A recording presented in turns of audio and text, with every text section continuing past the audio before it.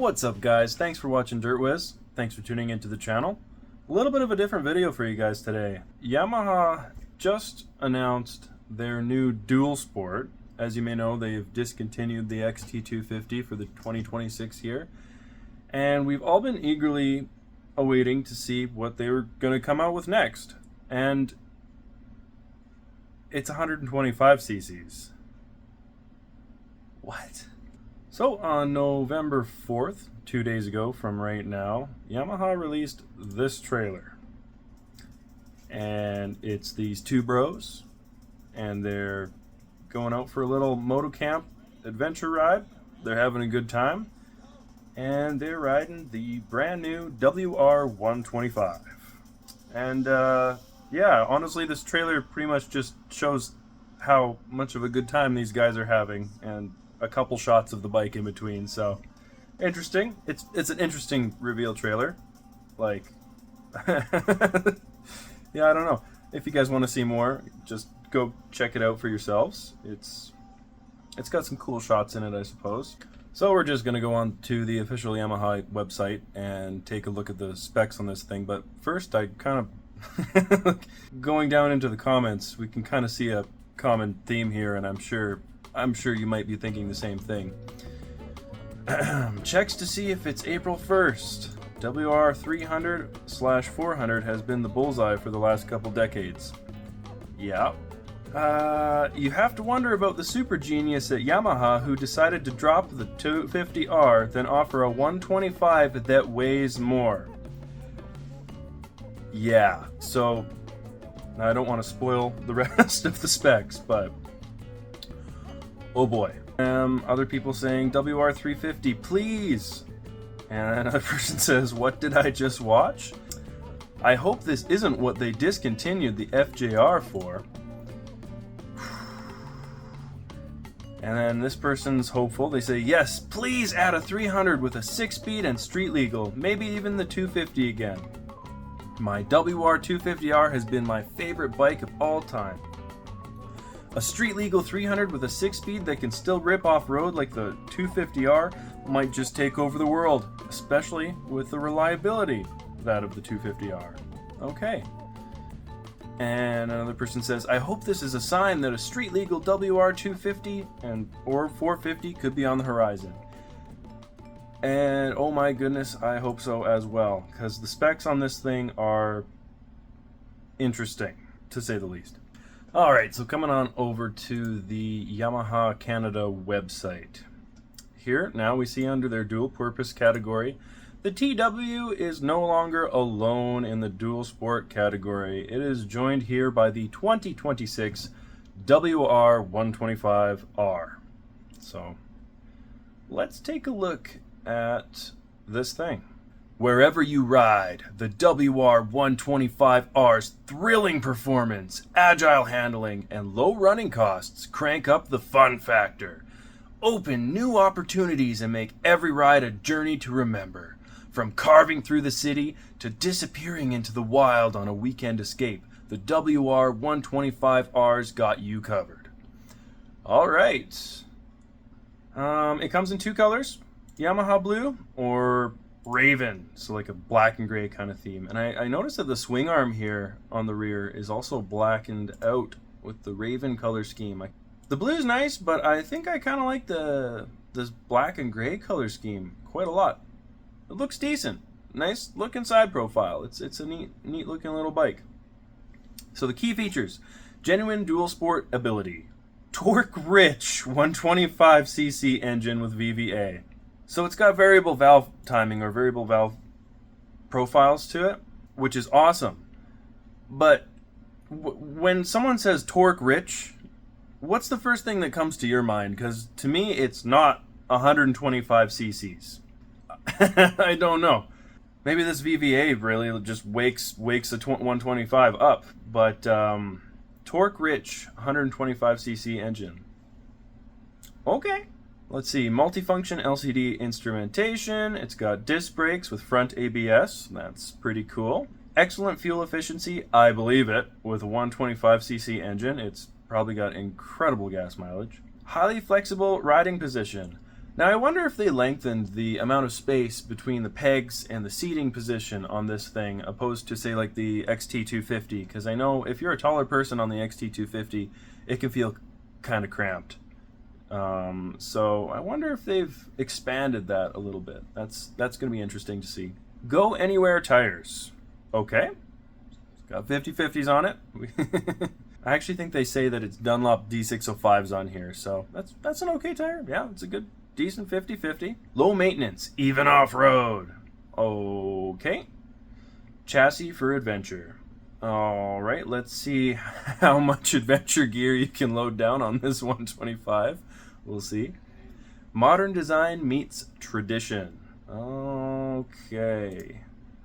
So let's take a look at the engine specs here. 125 liquid-cooled, single overhead cam, 4-valve, single-cylinder engine, delivers excellent performance for a wide range of riding scenarios.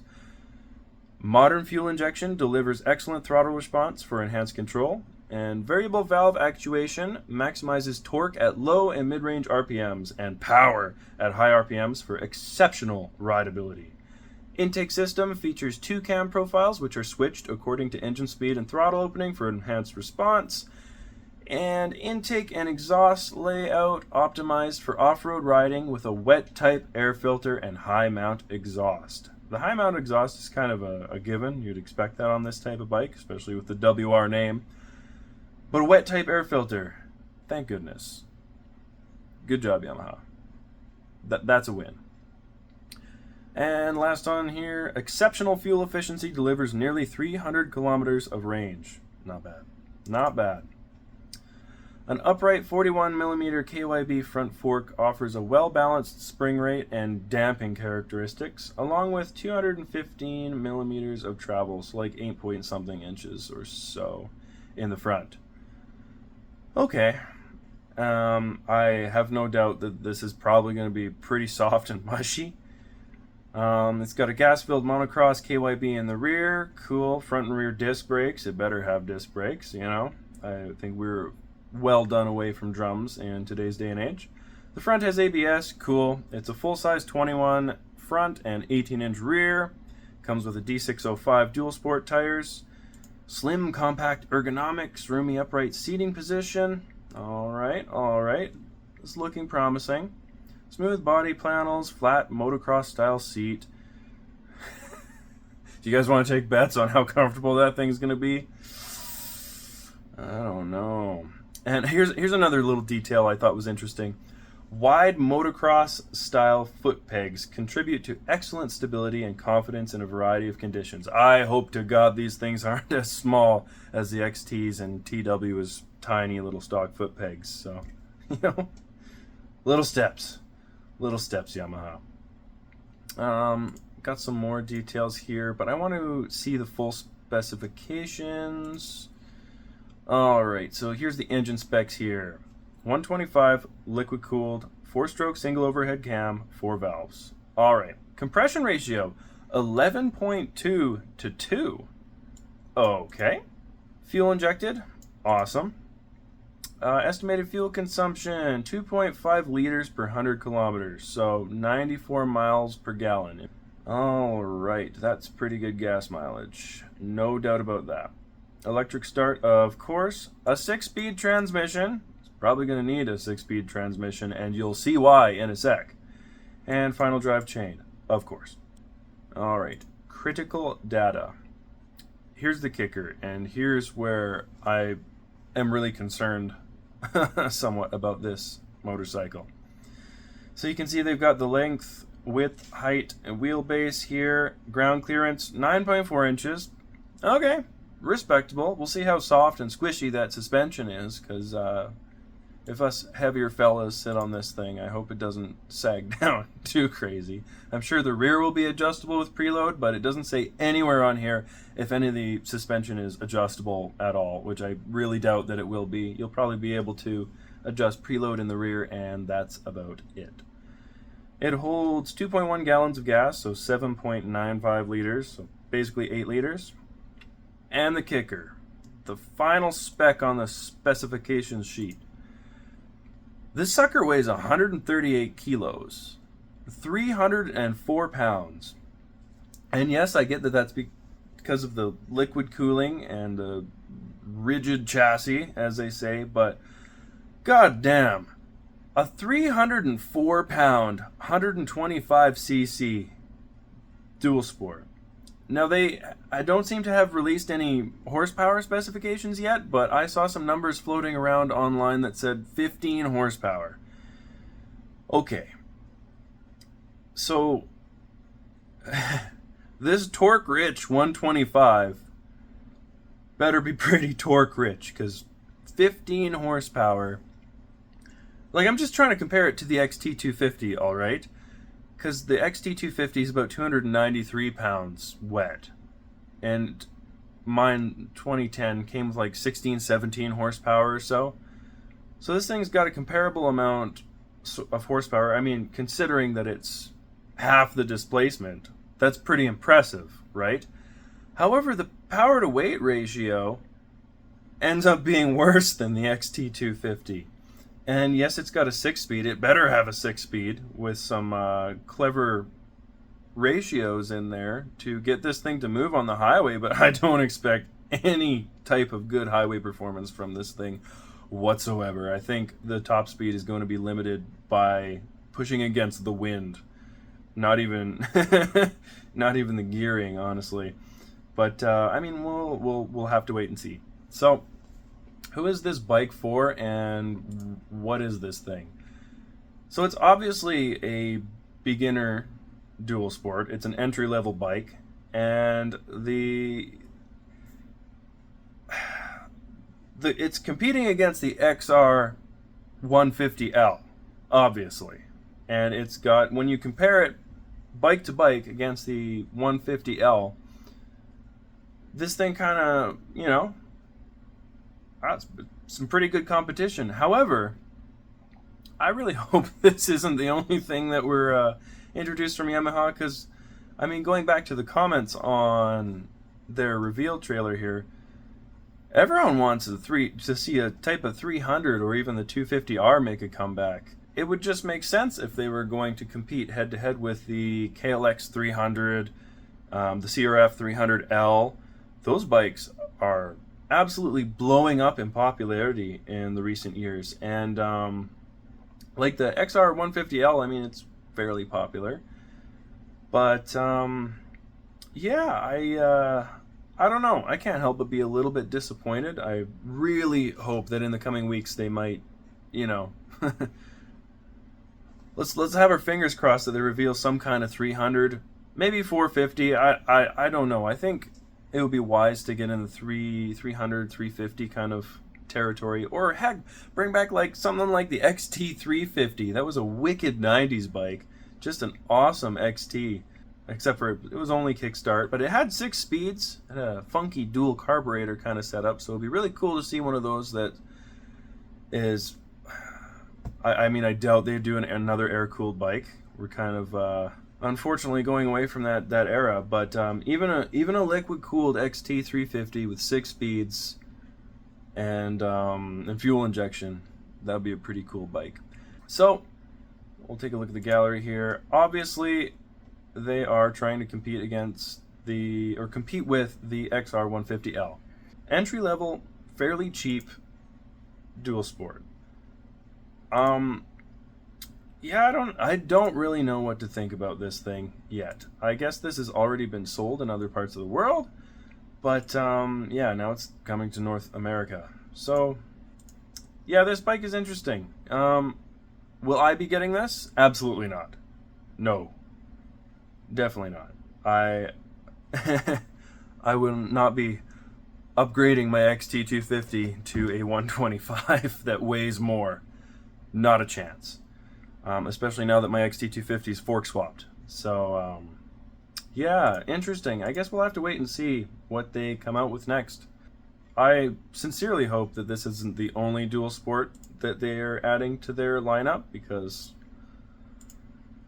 well, that would just be, I don't know, missed opportunity, honestly, in my opinion. A missed opportunity to compete with bikes such as the KLX300, amazing bike, CRF300L, decent bike, and then even like The DRZ4s, the new refresh on the DRZ. I mean, if they came out with a 350 that could sit right in between the DRZ4s and like the CRF or KLX300, I think that would just be, that'd be perfect, and I would definitely consider getting one of those bikes if it wasn't too ungodly heavy.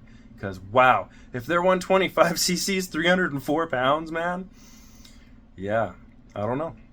Anyways, let me know your thoughts and opinions on the newly announced WR125R from Yamaha. Are you excited about this bike? Are you kind of in the middle? Are you just looking forward to see if they release, you know, a bike that would be an upgrade? Who knows? This thing is fairly affordable, and it definitely looks like that's what they're going for at 6,349 Canadian dollars. I think it's somewhere just around 4,000 USD. So honestly, not too bad of a deal for someone who wants a brand new bike and is just dipping their toes into dual sport.